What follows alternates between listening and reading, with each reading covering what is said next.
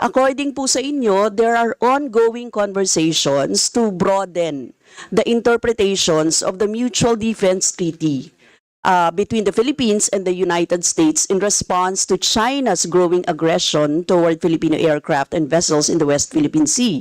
Ngayon, ang tanong ko po, anong specific na babaguhin sa MDT? Wala pong babaguhin sa MDT. It's just we don't want to get canalized on an interpretation on an attack of an armed vessel.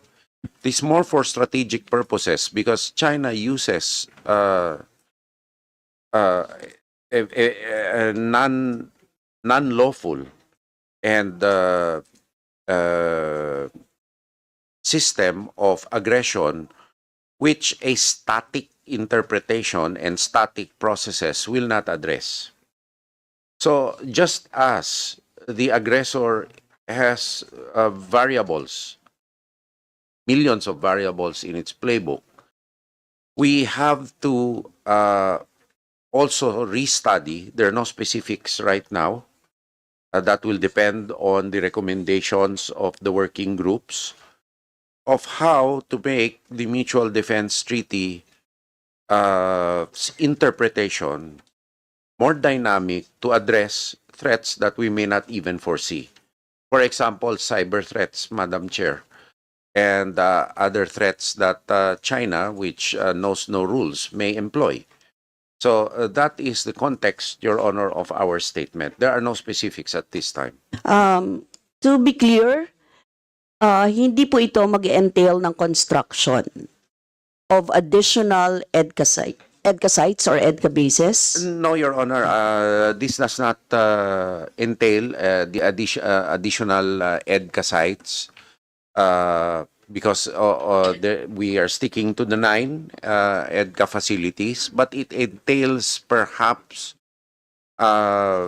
interoperable measures to address China's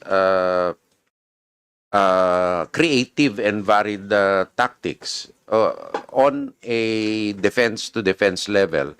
Now, there are other ways that China does what is supposedly, what we know is illegal, but illegally. For example, the use of maritime militias, CCG vessels, which are actually naval vessels.